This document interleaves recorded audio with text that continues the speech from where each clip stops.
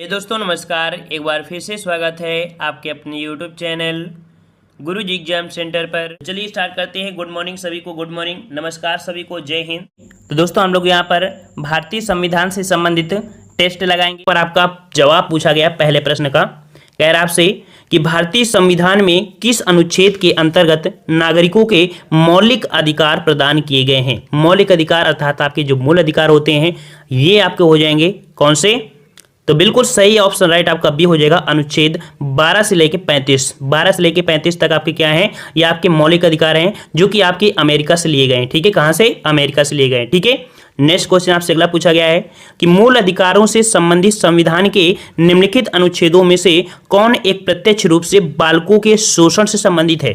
तो बालकों के शोषण से संबंधित अनुच्छेद आपका है कौन सा, तो सी नंबर आपको हो जाएगा। बिल्कुल सही है, सी नंबर आपका जो 24 अनुच्छेद 24 कहता है कि बालकों के शोषण नहीं होना चाहिए। हाँ, याद रखिएगा कि घर के अंदर अगर माँ पिता हैं वो किसी प्रकार का काम करा रहे हैं तो ये शोषण के अंतर्गत नहीं होता है। ये पॉइंट आपको याद रखना है। ठीक है, नेक्स्ट क्वेश्चन आपसे अगला पूछा गया है कि भारत के सर्वोच्च न्यायालय ने संविधान की मूल संरचना जो सिद्धांत था, बुनियादी ढांचा सिद्धांत का प्रतिपादन निम्नलिखित में से किस मुकदमे में किया गया।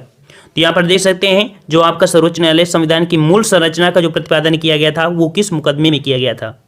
यहाँ पर 3 का ऑप्शन राइट जवाब हो जाएगा। ऑप्शन राइट आपका सी, केशवानंद भारती बनाम केरल राज्य। तो का ऑप्शन राइट आपका सी हो जाएगा। इन प्रश्नों को रट लीजिएगा, इग्नोर मत करिएगा। ठीक है, मेहनत से बना रहे हैं और मेहनत मतलब यही है कि एग्जाम के समय जो भी हम प्रश्न लेके आएंगे, वीडियो लेके आएंगे, वो आपके लिए बिल्कुल रामबाण ही प्रश्न होंगे। वहां से आपको प्रश्न मिलेंगे तो मिलेंगे। यहाँ पर आपका दिया गया है चौथा नंबर कि निम्नलिखित में से किस एक को नागरिकों के मौलिक अधिकारों का रक्षक तथा भारत के संविधान का अभिभावक माना जाता है।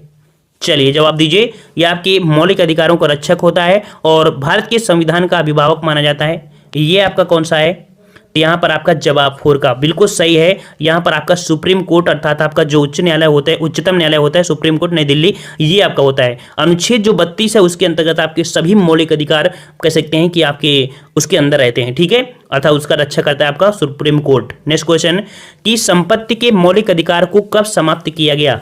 तो आपको पता है कि पहले मौलिक अधिकार आपके 7 हुआ करते थे, वर्तमान में आपके 6 मौलिक अधिकार हुए हैं। तो इनमें से 7वां मौलिक अधिकार जो है संपत्ति का अधिकार, इसको कह सकते हैं कब हटाया गया, इसे हटाया गया था। बिल्कुल सही है, ऑप्शन राइट आपका ए हो जाएगा।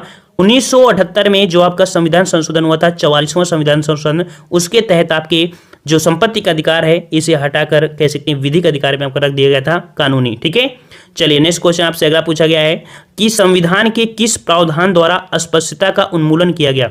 संविधान के किस जो प्रावधान था जिसमें अस्पृश्यता का उन्मूलन किया गया था, छुआछूत का उन्मूलन किया गया, खत्म किया गया, ये आपका कौन सा आर्टिकल है। तो यहाँ पर बिल्कुल सही जवाब option right, very good, option right आपका अनुच्छेद 17 हो जाएगा। ठीक है, अनुच्छेद 17।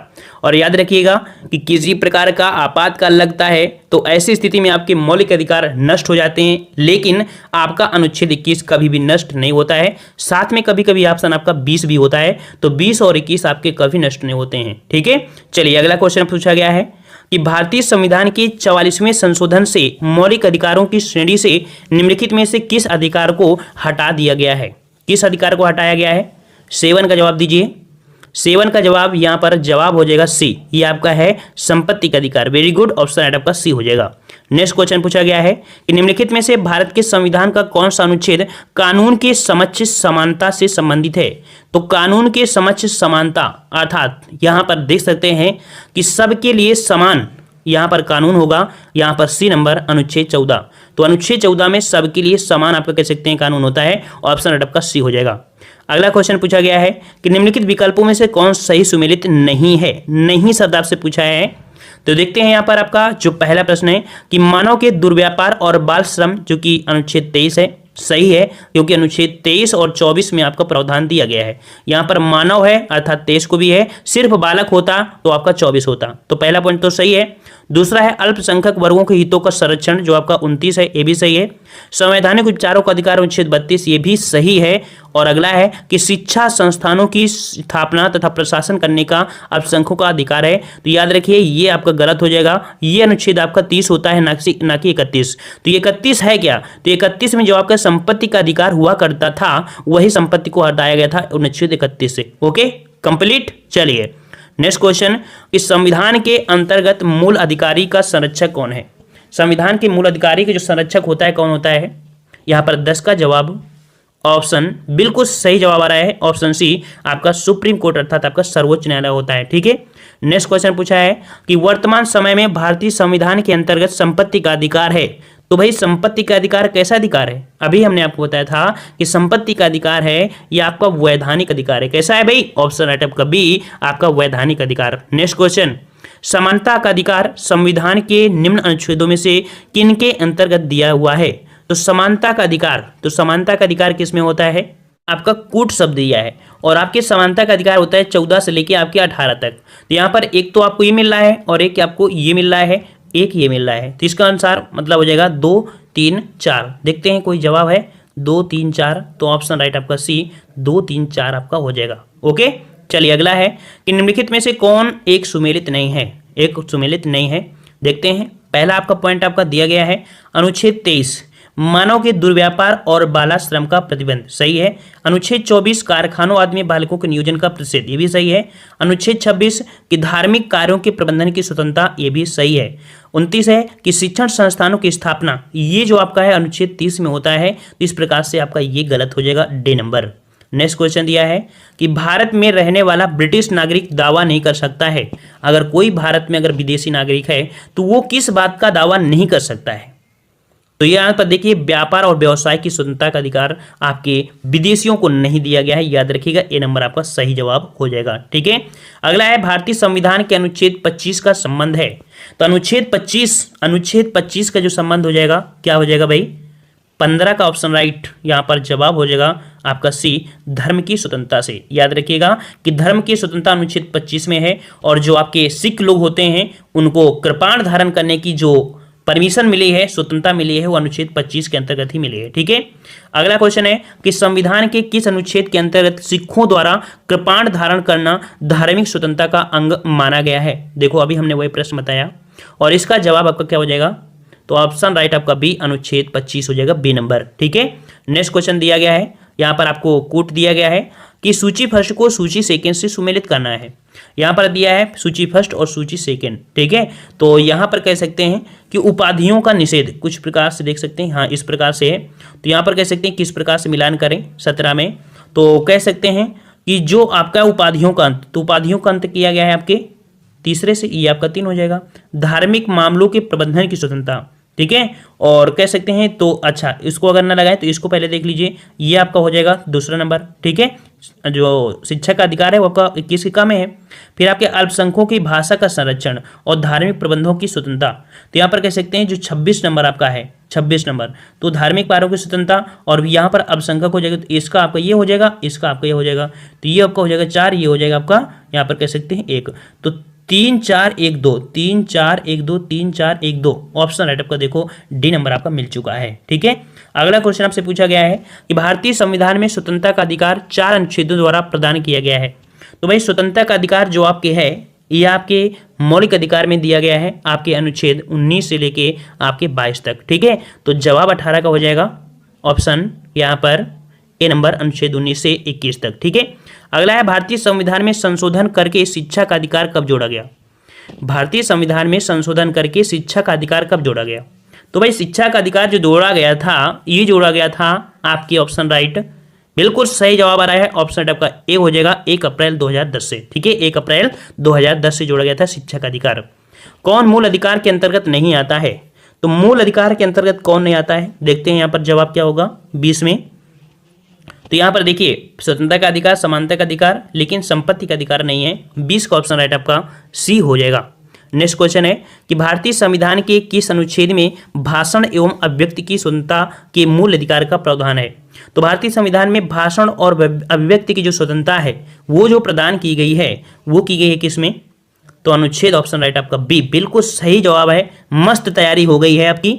अगला है कि भारतीय संविधान द्वारा प्रदत्त निम्न से कौन सा अधिकार गैर नागरिकों को भी उपलब्ध कराया गया है?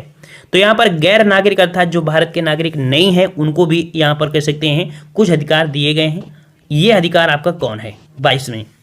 तो देख सकते हैं कि अभिव्यक्ति की स्वतंत्रता नहीं दी गई है, देश के किसी भाग में घूमने की स्वतंत्रता नहीं दी गई है, संपत्ति अर्जित करने की दी गई है, लेकिन संवैधानिक निराकरण का अधिकार दिया गया है। इस प्रकार से 22 का ऑप्शन आपका डी हो जाएगा। Very good.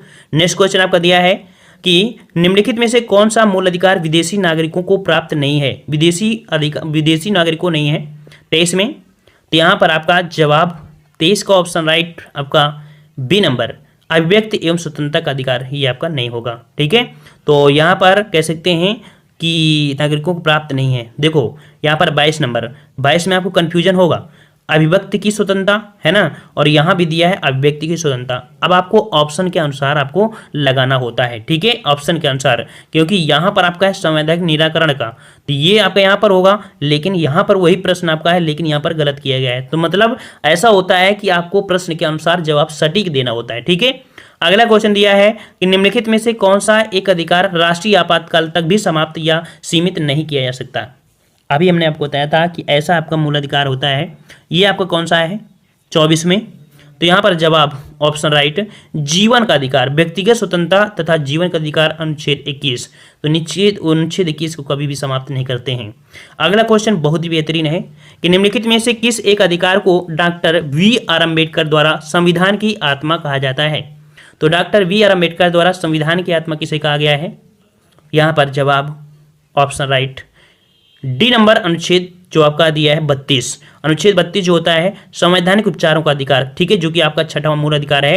तो ये आप कह सकते हैं अनुच्छेद 32 होता है, जो कि डॉक्टर अंबेडकर जी ने कहा है कि ये आपकी संविधान की आत्मा है। वैसे आपका प्रस्तावना होती है, ठीक है, लेकिन यहाँ पर आपका जवाब क्या हो जाएगा? Doctor VR. अम्बेडकर के द्वारा संवैधानिक उपचार। ठीक है, अगला क्वेश्चन है कि भारत के संविधान के अंतर्गत कौन सा अनुच्छेद कारखानों में बालकों के नियोजन का प्रसिद्ध करता है? यहाँ पर आपका जवाब बिल्कुल सही है, ऑप्शन आपका डी हो जाएगा, अनुच्छेद 24। जो लोग आते जाएंगे वो लोग अपना वीडियो लाइक करते जाएं और पढ़ते जाएं। ठीक है, चलिए प्रश्न आपसे पूछा है कि भारतीय संविधान में सम्मिलित नीति निर्देशक तत्वों की प्रेरणा हमें किस संविधान से प्राप्त हुई है? तो यहाँ पर पूछा गया है कि नीति निर्देशक सिद्धांत या नीति निर्देशक तत्व जो आपके हैं वो आपके कहाँ से लिए गए हैं? तो याद रखिएगा, नीति निर्देशक तत्व जो आपके हैं ये लिए गए हैं आपके, बिल्कुल सही जवाब आ चुका है, आयरलैंड से लिए गए हैं। तो नीति निर्देशक तत्व जो आपके हैं कहाँ से? आपके आयरलैंड से, ऑप्शन आपका डी सही हो जाएगा। चलिए नेक्स्ट क्वेश्चन आपसे पूछा गया है कि राज्य के नीति निर्देशक सिद्धांत किस प्रकार मौलिक अधिकारों से भिन्न है? तो याद रखिए, राज्य के जो नीति निर्देशक सिद्धांत हैं और मौलिक अधिकार है, इनमें जो सबसे बड़ा डिफरेंस है वो क्या है? देखते हैं, पहला पॉइंट पढ़ते हैं कि पूर्वोक्त केंद्रीय सरकार के लिए और उपरोक्त राज्यों के लिए, तो ये तो बात कोई बड़ी नहीं, पूर्वोक्त संविधान का अंश नहीं है जबकि उपरोक्त है, ये भी आपका नहीं है। यहाँ पर नेक्स्ट पॉइंट पढ़ते हैं, निर्देशक सिद्धांत प्रवर्तनीय नहीं है जबकि मौलिक अधिकार प्रवर्तनीय है। यहाँ पर सही जवाब आपका सी हो जाएगा।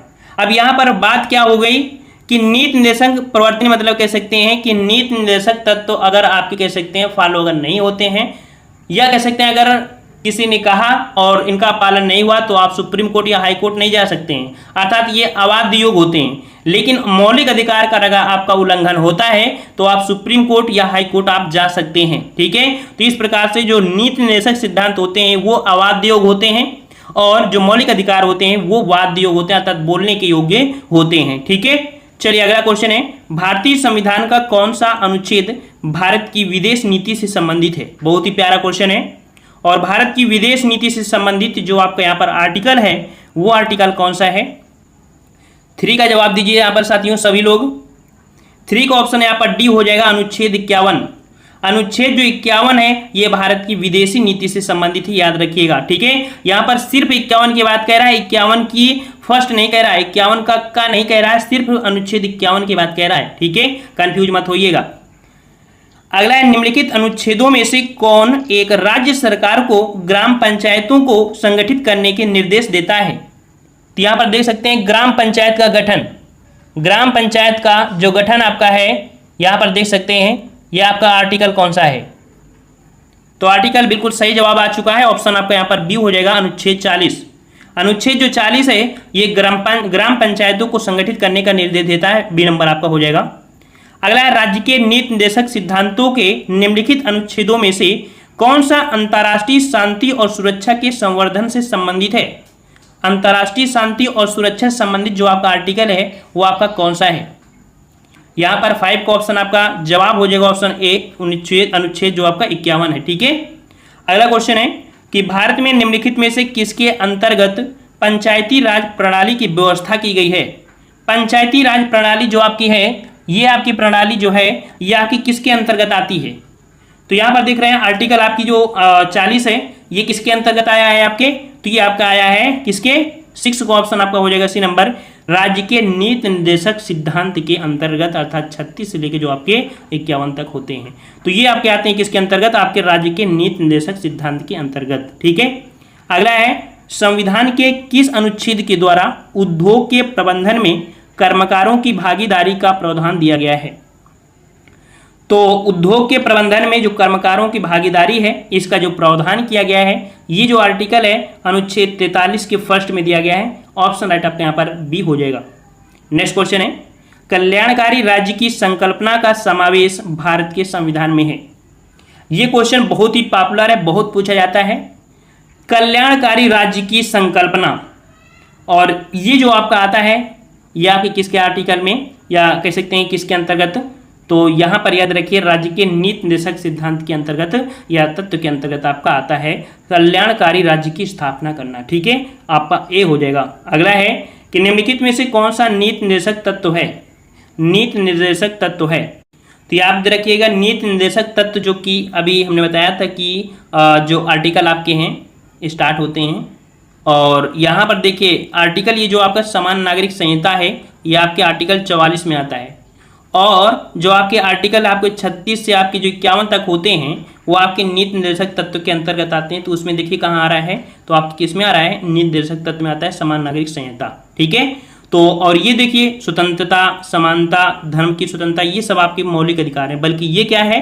तो नीति निर्देशक तत्व है आर्टिकल आपका 44। ठीक है, नेक्स्ट क्वेश्चन दिया है कि सूची फर्स्ट को सूची सेकंड से सुमेलित करना है। आर्टिकल दिया है जो कि 40, और आर्टिकल 40 होता है ग्राम पंचायतों का गठन, अनुच्छेद 41 होता है काम करने का अधिकार, अनुच्छेद 44 होता है समान नागरिक संहिता जो कि गोवा में लागू है वर्तमान में, और अनुच्छेद 48 जो कि कृषि एवं पशुपालन का गठन करना। अर्थात जो ऑप्शन आपका दिया गया था, अर्थात मिलान जो दिया है बिल्कुल सही दिया है, सटीक दिया है, और 1 2 3 4 ऑप्शन आपका फर्स्ट हो जाएगा। नेक्स्ट क्वेश्चन दिया गया है कि समान कार्य के लिए समान वेतन, बहुत ही प्यारा क्वेश्चन, समान कार्य के लिए समान वेतन भारत के संविधान में सुनिश्चित किया गया है। समान कार्य के लिए समान वेतन, ये याद रखिए अनुच्छेद 39 के अंतर्गत है। ये आर्टिकल रट लीजिएगा, ठीक है, कसम खा लीजिए कि अनुच्छेद 48 कभी नहीं भूलोगे।